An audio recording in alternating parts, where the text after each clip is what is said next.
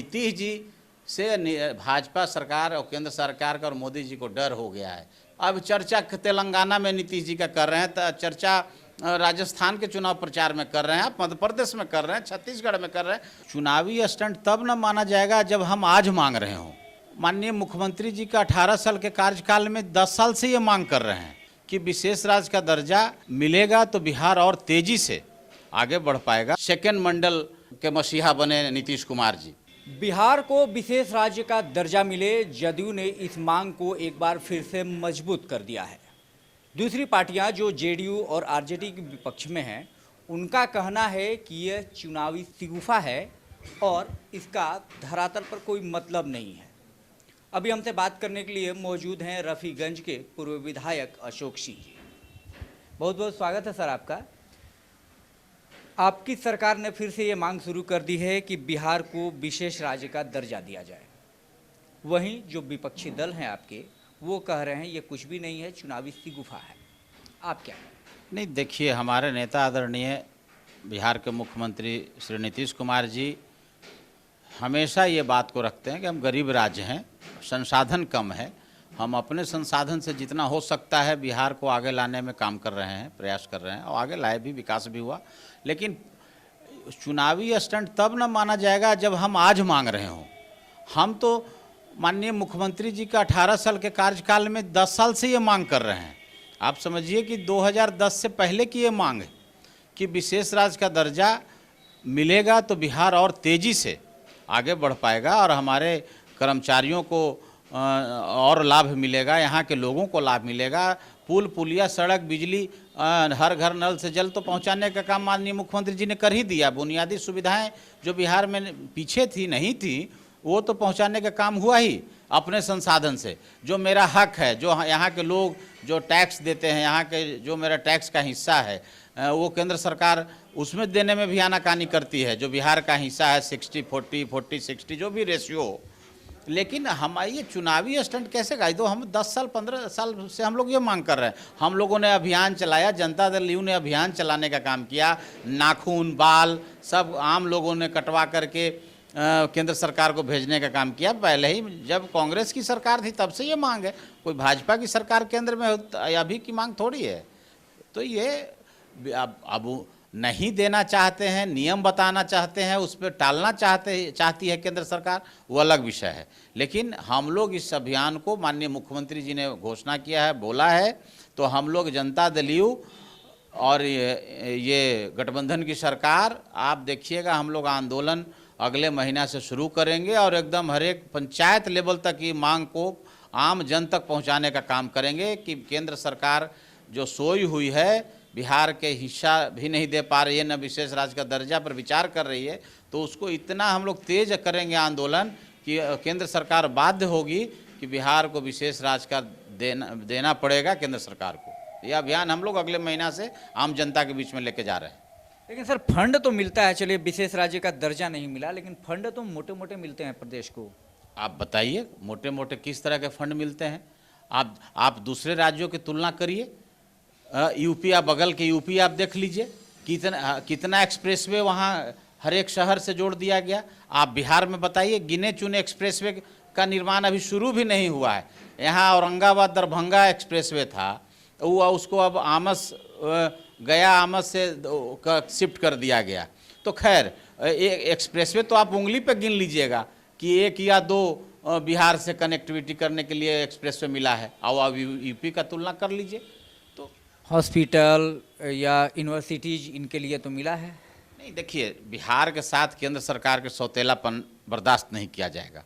और हमारे नेता आदरणीय मुख्यमंत्री और बिहार सरकार का ये सोच है कि हम हर एक ज़िले में मेडिकल कॉलेज बनाएंगे, हर एक अनुमंडल में इंजीनियरिंग कॉलेज बनाएंगे, हर एक अनुमंडल में हम पॉलिटेक्निक कॉलेज बनाएंगे, हर एक अनुमंडल में हम ITI कॉलेज बना रहे हैं, लड़कियों के लिए अलग, लड़कों के लिए अलग। ये तो बिहार सरकार का काम देन है। और यूनिवर्सिटी का तो नियम ही बदल दिए कि 3000 स्क्वायर फीट में आप अभी किराया पर भी लेकर के यूनिवर्सिटी चला सकते हैं। आप देखिए, बगल में आप रोहतास में गोपाल नारायण सिंह यूनिवर्सिटी का मान्यता तो बिहार सरकार ने दिया।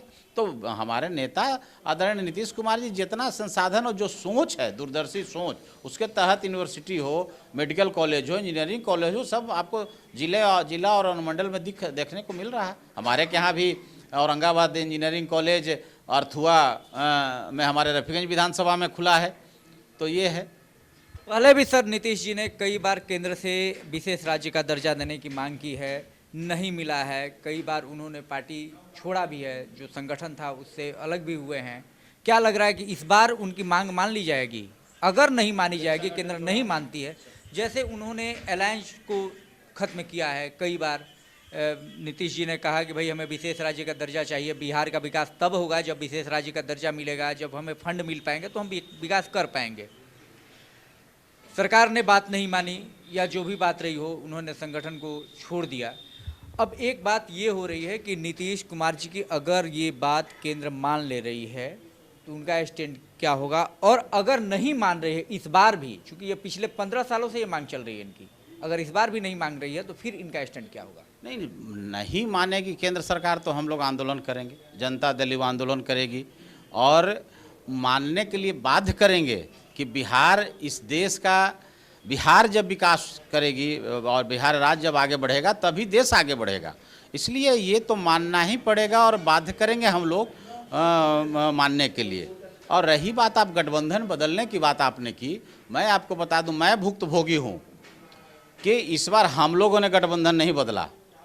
2019 में हम एनडीए गठबंधन से लोकसभा चुनाव लड़ने का काम बिहार में हुआ, 40 में 39 सीट एनडीए जीता।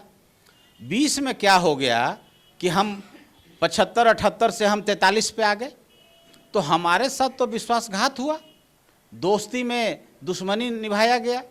हम रफीगंज विधानसभा में हम एनडीए के उम्मीदवार हैं और भाजपा का एक वोट हमको नहीं मिला। तो ये तो भीतर घात हुआ। तो आपने, भाजपा वालों ने बाध्य किया कि आप हमको छोड़ के आप दूसरा गठबंधन बनाइए। आज हम मजबूत गठबंधन के साथ लालू जी और तेजस्वी जी के साथ हैं और इस लोकसभा में पता चल जाएगा उनको कि आप 40 में कितना सीट भाजपा जीतती है और कितना सीट हम लोग जीतते हैं। वो तो 6 महीना के अंदर आपको पता चल जाएगा। चर्चा तो सर ये भी है कि ये सियासत है, कुछ भी हो सकता है। आज नीतीश जी बीजेपी के साथ नहीं है, एनडीए के साथ नहीं है, ऐसा संभव है कि फिर से वो एनडीए के हिस्सा हो जाए? नहीं, देखिए, ये भी जो दुष्प्रचार है ये भाजपा की तरफ से है। भाजपा इतना चिंता में है कि एक ऐतिहासिक काम नीतीश कुमार जी ने करने का काम किया है, जातीय गणना करा करके और आबादी के हिसाब से आरक्षण दे करके। ये इससे भाजपा की नींद उड़ गई कि जो 30 साल 35 साल लोहिया जी के ज़माने से, जयप्रकाश जी के ज़माने से, कर्पूरी जी के ज़माने से जो मांग आ गई, जिसकी जितनी हिस्सेदारी भागीदारी उतनी हिस्सेदारी की बात होती थी, तो सही मायने में कर्पूरी जी के सपना को साकार करने वाले तो आदरणीय नीतीश कुमार जी हैं। जो कर्पूरी जी ने सपना देखा था, जो लोहिया जी ने सपना देखा था, उसको धरातल पर उतारने का काम तो हमारे नेता आदरणीय नीतीश कुमार जी ने किया। जो आज 65% आरक्षण का स्लैब बढ़ा हो गया, 50 से 65% कर दिए। और सामान्य जातियों का गणना के आधार पर हम 15% हैं, जिसमें कि मुस्लिम वर्ग में भी जो सामान्य जातियां हैं तो हम 10% हैं। अगर 4 जातियां तो उसमें शेख, सैयद, पैठान जो ऊंची जाति अल्पसंख्यक समुदाय में है, उसको मिला के हम 15%। और ये 15% सामान्य जातियों का गणना में जब आया तो उसमें 10% आरक्षण इन्होंने जो केंद्र सरकार ने दिया उसको यथावत छोड़ने का काम किया। तो 15% में 10% आरक्षण और उधर आबादी जितनी थी 65% आरक्षण, 75% आरक्षण का स्लैब कर दिया माननीय नेता। तो इसमें तो आदरणीय नरेंद्र मोदी जी का नींद उड़ गया है। अब चर्चा तेलंगाना में नीतीश जी का कर रहे हैं, चर्चा राजस्थान के चुनाव प्रचार में कर रहे हैं, मध्य प्रदेश में कर रहे हैं, छत्तीसगढ़ में कर रहे हैं। तो जिससे डर होता है उसी का नाम लिया जाता है। तो नीतीश जी से भाजपा सरकार और केंद्र सरकार का और मोदी जी को डर हो गया है कि ये बीपी सिंह जी जिस तरह से मंडल कमीशन लागू करने का काम किया था, सेकेंड मंडल के मसीहा बने नीतीश कुमार जी और अति पिछड़ों और समान जाति सब को के लिए अलग अलग भागीदारी और अलग अलग आरक्षण का स्लैब इन्होंने निर्धारित किया है, CST और अति पिछड़ों के लिए और समान जातियों के लिए। तो ये तो मंडल पार्ट 2 का मसीहा नीतीश कुमार जी हो गए तो नींद तो उड़ेगी, स्वाभाविक है भाजपा की। इसलिए दिन में भी सपना देख रही है, दुष्प्रचार करवाती है, नीतीश जी इधर आ जाएंगे, इधर। अरे भाई, आप कहते हो कि नीतीश जी के पास कुछ बचा नहीं, तो आप चिंता में काहे हो? आप विश्व के नंबर 1 पार्टी हो, आप अकेले चुनाव लड़ लो। काहे आपको 38 को फर्जी अलायंस, माननीय प्रधानमंत्री जी 38 नेताओं को खड़ा करके जिनका कोई अस्तित्व नहीं है, फोटो शूट करके आप कहे कि हमारे आपके साथ 28 है तो हमारे साथ 38 है। विश्व के नंबर 1 पार्टी हैं आप, तो आप लड़ लीजिए अकेले। मिस कॉल वाला पार्टी हैं, दूसर के मोबाइल से मिस कॉल कर दीजिए, भाजपा का सदस्य बन जाइए। मोबाइल वाला को पता नहीं होता है कि हम भाजपा के सदस्य हो गए। तो मिस कॉल पार्टी है, इस बार लोकसभा में मिस कर जाइएगा, मिस कॉल है तो।